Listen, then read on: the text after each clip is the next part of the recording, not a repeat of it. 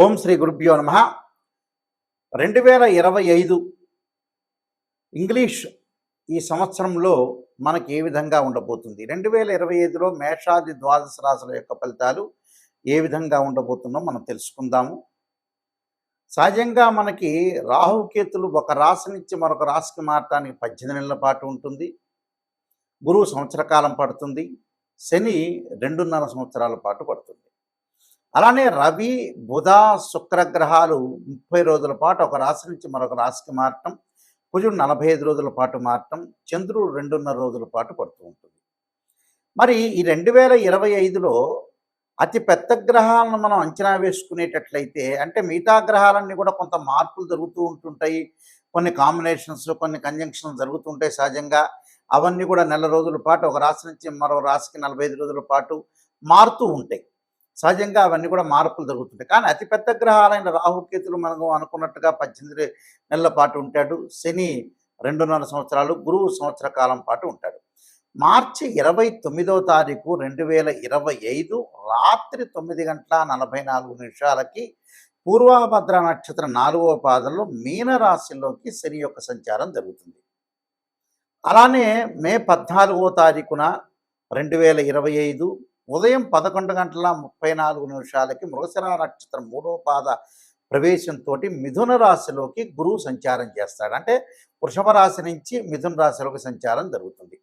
మే 20వ తారీఖు 2025 ఉదయం 6:45 పూర్వభాద్ర నక్షత్రం 3వ పాద కుంభరాశిలోకి ప్రవేశంతో రాహు కుంభరాశిలోకి మీనరాశి నుంచి కుంభరాశిలోకి ప్రవేశం జరుగుతుంది. అలానే మే 20వ తారీఖున ఉదయం 6:45 కేతు ఉత్తరా నక్షత్ర 1వ పాద సింహరాశిలోకి ప్రవేశం జరుగుతుంది. అంటే కన్య నుంచి సింహరాశిలోకి కేతు యొక్క ప్రవేశము, మీనం నుంచి కుంభరాశిలోకి రాహు యొక్క ప్రవేశము, వృషభం నుంచి మిథునంలోకి గురువు యొక్క ప్రవేశము, దానితో పాటు శని భగవానుడు కుంభం నుంచి మీనరాశిలోకి సంచారం చేస్తారు. అంటే అతిపెద్ద గ్రహాలు ఈ 4 గ్రహాలను బట్టి మనకి 2025లో ఏ విధంగా మేషాది ద్వాదశ రాశుల యొక్క ఫలితాలు ఏ విధంగా ఉన్నాయో ఒక్కసారి మనం తెలుసుకుందాం. కుంభరాశి వాళ్ళకి 2025లో ఏ విధంగా ఉండబోతుందంటే 50% బాగుంటుందని చెప్పుకోవచ్చు. ఏదైతే గురుబలం అనేది చాలా బాగా ఎక్కువగా ఉంటుంది వీళ్ళకి. కుంభరాశి వాళ్ళకి పంచమ స్థానంలో గురువు యొక్క సంచారం అనేది జరుగుతుంది మే 16 నుంచి. మే 16 నుంచి గురువు యొక్క సంచారం వల్ల చాలా అద్భుతమైన రిజల్ట్స్ ఇచ్చే అవకాశాలు బాగా ఎక్కువగా ఉంటాయి. ప్రతి పనిలో కూడా కొంత విజయం సాధించే అవకాశాలు ఎక్కువగా ఉంటాయి. వృత్తి ఉద్యోగాల్లో లాభాలు, నూతన వ్యాపారాలు చేయటం, భాగస్వామ్య వ్యాపారం బాగా కలిసి రావటం ఒకటి, ఉన్నతమైన అభిప్రాయాలు, సరైన మార్గాల్లో సరైన నిర్ణయంలో సరైన సమయంలో తీసుకుంటారు వీళ్ళు. సంతానం ద్వారా కొంత శుభవార్తలను వినటమే కాకుండా సంతానం లేని వ్యక్తులు కొంతమంది ఉంటారు, ఇన్ఫెర్టిలిటీ ఇష్యూస్ అంటారు. అలాంటి వ్యక్తులకు కూడా శీఘ్రంగా సంతానం కలగటం ఒకటి, ఆర్థిక పరంగా బాగా లాభాలు కలగటం ఒకటి, అన్ని జీవితంలో ముందుకు సాధించే అవకాశాలు బాగా ఎక్కువ ఉంటాయి. అంటే ఆర్థిక సంక్షోభం తగ్గుతుంది. అంటే ఆర్థిక పరంగా అనుకూలంగా ఉంటుంది. గౌరవ సన్మానాలు బాగా పెరగటం, అలానే ఉద్యోగస్తులకు ప్రమోషన్లు రావటం, వ్యాపారంలో కూడా వివిధ స్థలాల్లో వ్యాపార విస్తరణ జరగటం ఒకటి, విదేశాలకు వెళ్ళటం ఒకటి, ఆ విదేశాల్లో ఆ దేశం యొక్క పౌరసత్వం కూడా లభించే అవకాశాలు బాగా ఎక్కువ ఉంటాయి. అంటే ఆ దేశం యొక్క పౌరసత్వం లభించడమే కాకుండా ప్రతి పనిలో కూడా ఆకాంక్షతో చేయాలనే ఆలోచనలతో బాగా పెరుగుతూ ఉంటుంది. ఎందుకంటే ఈ రాశి వాళ్ళకి జన్మశని కూడా తొలగిపోతుంది. జన్మశని తొలగిపోయి ద్వితీయంలో శని యొక్క సంచారం అనేది మార్చి 29 నుంచి ఏర్పడుతుంది. అంటే మీనరాశిలో శని యొక్క సంచారం అంటే శని కొంత వెసులుబాటు అనేది బాగా పెరుగుతుందని అర్థం. గురుబలం బాగా ఎక్కువగా ఉంటుంది. అలానే కేతువు మధ్య రకమైన ఫలితాన్ని ఎక్కువగా ఇస్తాడు. అలానే జన్మంలో రాహు వల్ల వాళ్ళ కొంత ఆర్థిక పరంగా గతంలో ఏదైతే డబ్బులు ఖర్చు పెట్టాల్సిన స్థితి అనేవి ఉంటాయో అలాంటివన్నీ కూడా కొంత ఖర్చు పెడుతూ ఉంటారు. ఖర్చు పెట్టడం అంటే ఏంటంటే డబ్బుల పరంగా ఏదైతే ఉంటుందో, జీవితంలో చేయాల్సిన పనులు ఏదైతే ఉంటుందో అలాంటి పనులన్నీ కూడా చేసే అవకాశాలు ఎక్కువ ఉంటాయి. అంటే వివాహ ప్రయత్నాలు సఫలీకృతం కావటం, ఇంటి మీద ఇల్లు నిర్మించడం ఒకటి, ఎక్కడో స్థలాలు కొనటం, భూ సంబంధమైన వ్యవహారాలు, కంపెనీలు పెట్టే అవకాశాలు ఎక్కువ, వ్యాపారం విస్తరణ చేయటం ఒకటి, పిల్లలను విదేశాలకు పంపించడం ఒకటి, పిల్లల యొక్క చదువుల గురించి వాటి గురించి కొంత డబ్బులు ఖర్చు అవుతుంది. అవి ఏ రోజైనా చేయాల్సిందే జీవితంలో. అవన్నీ కూడా చేయటం వల్ల కూడా మనకు మంచి జరుగుతుందనే అర్థమేగా. అలానే కొద్దిగా బంధుమిత్రులతోటి కొంత సఖ్యత అనేది చాలా అవసరం. ఏదో రకంగా గొడవలు జరిగే సందర్భం బాగా ఎక్కువగా పెట్టుకునే అవకాశాలుంటారు. అలానే మిత్రులు కొంతమంది శత్రువులుగా మారిపోయే అవకాశాలుంటాయి. ఇంటర్నల్, ఎక్స్‌టర్నల్ అని శత్రువులు మారిపోయే అవకాశాలు బాగా ఎక్కువుంటాయి. అంటే శత్రువుల వల్ల కూడా కొంత జాగ్రత్తగా ఉండాలి. ఆరోగ్యపరంగా కూడా కొంత ఇబ్బందులు లేకుండా చూసుకోవడం అనేది చాలా ఇంపార్టెంట్. అలాంటి ఇలాంటి విషయాల్లో బాగా ప్రేరేపణ చేసుకుంటూ చాలా జాగ్రత్తగా ఉంటూ ముందుకు వెళ్ళాలి. అంటే ఇలాంటి ఉన్నతమైన అభిప్రాయాలే కాకుండా ప్రతిదాని విషయంలో కూడా ఆలోచన చేసి ఆచితూచి అడుగు వేసి ముందుకెళ్ళటం అనేది చాలా ఇంపార్టెంట్. లేకపోతే ఏందంటే విజయం సాధించడం అనేది చాలా ప్రమాదకరంగా ఉండే అవకాశం ఎక్కువగా ఉంటుంది. కాబట్టి అన్ని విషయాలు ఆలోచన చేసి ముందుకు వెళ్ళాలి. అంటే ఇబ్బందికరమైన పరిస్థితులు ఏముండవు. కుంభరాశి వాళ్ళకి కొంత ఏలినాటి శని యొక్క ప్రభావం తగ్గింది. గురువు యొక్క ప్రభావం వల్ల కూడా శీఘ్రంగా సంతానం కలుగుతుంది. శీఘ్రంగా ఉన్నతమైన అభిప్రాయాలు కలుగుతుంటుంది. అన్నీ కూడా అనుకున్న పనులన్నీ కూడా నెరవేర్చుకునే అవకాశాలు బాగా ఎక్కువగా ఉంటాయి. అలానే వాహనాలు కొనుగోలు చేయటం కూడా చేస్తూ ఉంటారు వీళ్ళు. వాహనాలు కొనుగోలు చేయటం అంటే లగ్జరీగా తిరిగే అవకాశాలు, విందులు, వినోదాలు, శుభ కార్యక్రమాల నిర్వహణ, వాళ్ళు నిర్వహించడమే కాకుండా శుభ కార్యక్రమాల్లో పాల్గొనే అవకాశాలు కూడా బాగా ఎక్కువగా ఉంటాయి. కాబట్టి గ్రహస్థితి అంతా కూడా మనం చూసుకునేటట్లయితే కుంభరాశి వాళ్ళకి 50% బాగుంటుందని చెప్పుకోవచ్చు. అందువల్ల ఉద్యోగస్తులకు కూడా ప్రమోషన్లు రావడం, భాగస్వామ్యంలో కూడా చాలామంది పెట్టుబడులు పెడతామనే ఆ ఉద్దేశంతో ముందుకు వెళ్తారు. పెట్టుబడులు పెట్టేవాళ్ళు కూడా వచ్చే అవకాశాలు ఎక్కువ ఉంటాయి. క్రీడా రంగంలో నైపుణ్యత, విద్యార్థులు చదువు పట్ల ఆసక్తి పెరగటం ఉంటాయి. స్త్రీలకి ఆరోగ్యపరంగా ఇబ్బందులు తొలగిపోయే అవకాశాలు ఎక్కువ ఉంటాయి. కాబట్టి కుంభరాశి వాళ్ళందరికీ కూడా నేను చెప్పిన పరిహారాలు చేసుకుని ముందుకెళ్తే వాళ్ళకి సక్సెస్ అయ్యే అవకాశం ఖచ్చితంగా ఉంటుంది. ఈ రాశుల వాళ్ళందరూ కూడా చక్కగా కొన్ని అనుసరించాల్సిన నియమాలన్నీ ఉన్నాయి. ఈ సంవత్సరం అంతా కూడా 2025లో ఈ రాశుల వాళ్ళందరూ కూడా అనుసరించాల్సిన విధానం ఏమిటి, విధి విధానాలని అనుసరిస్తే మన జీవితం అనేది ఎలాంటి మలుపు తిరగబోతుంది అంటే, వృత్తి, ఉద్యోగ, వ్యాపారం కానీ, వివాహం కానీ, అలానే ఆరోగ్యపరంగా కానీ, ఆర్థిక సమస్యలు కానీ, కోర్టు సమస్యలు కానీ, ఇలాంటివన్నీ కూడా ఇబ్బందులు కలగకుండా ఉండటానికి నేను కొన్ని ప్రత్యేకంగా రెమెడీస్ చెబుతాను. ఆ రెమెడీస్ అనేవి మీరు పాటించండి.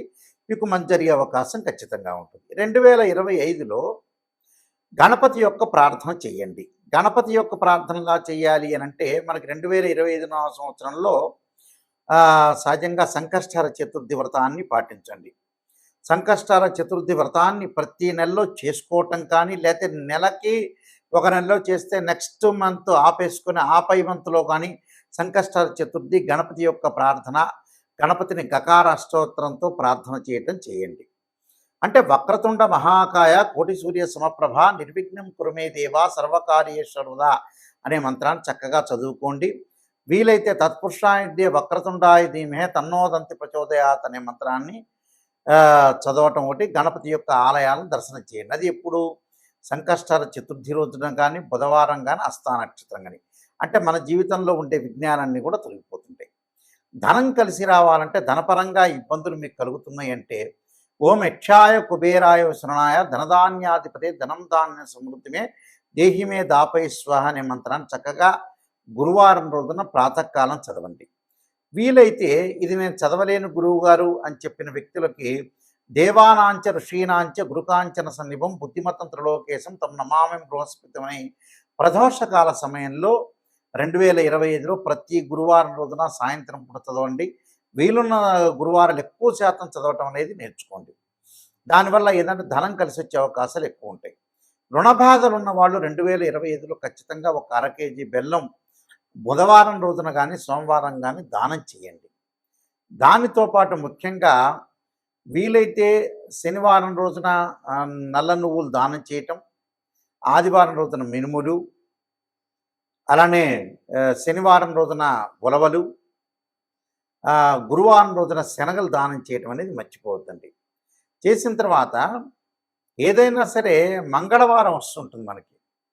అంటే మంగళవారం రోజున కానీ, వీలైతే మృగశిర, చిత్త, ధనిష్ట నక్షత్రం రోజుల్లో కానీ కందులు దానం చేయండి. కందులు దానం చేయటంతో పాటు చక్కగా కందుల్ని ముందు రోజున నానబెట్టి ఆవుకు పెట్టడం అనేది కూడా నేర్చుకోండి. అలానే వాహన ప్రమాదాలు ఇవన్నీ కూడా కలగకుండా ఉండాలంటే ఖచ్చితంగా సుబ్రహ్మణ్య స్వామి యొక్క ఆరాధన చేయండి. తత్పురుషాయ విద్యే మహాసేనాయ ధీమే తన్నో షణ్ముఖ ప్రచోదయాత్ అనే మంత్రాన్ని చక్కగా చదవండి. కోర్టు సమస్యలు కూడా మీకు పరిష్కారం జరిగే అవకాశాలు ఖచ్చితంగా ఉంటాయి.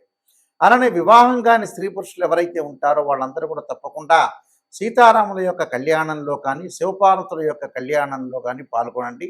అలానే శ్రీ వల్లీదేవి సమేత సుబ్రహ్మణ్య స్వామి యొక్క కళ్యాణంలో పాల్గొంటే కూడా మీకు కళ్యాణం జరిగే అవకాశం ఖచ్చితంగా ఉంటుంది.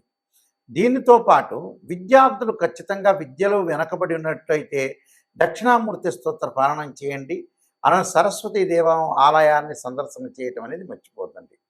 అంటే ఇవన్నీ కూడా ఆరోగ్యపరంగా ఇబ్బందులు కలిగే వ్యక్తులు కూడా శరీరే జర్జరీభూతే వ్యాధిగ్రస్తే కలేబరి ఔషధం జాహ్నవీదూయం వైద్యో నారాయణ హరి అనే మంత్రాన్ని చక్కగా చదువుకోండి. నువ్వుల నూనెతోటి శివుడికి అభిషేకం చేయండి. చేస్తే కూడా ఆయు ప్రమాణం పెరిగే అవకాశం ఖచ్చితంగా ఉంటుంది.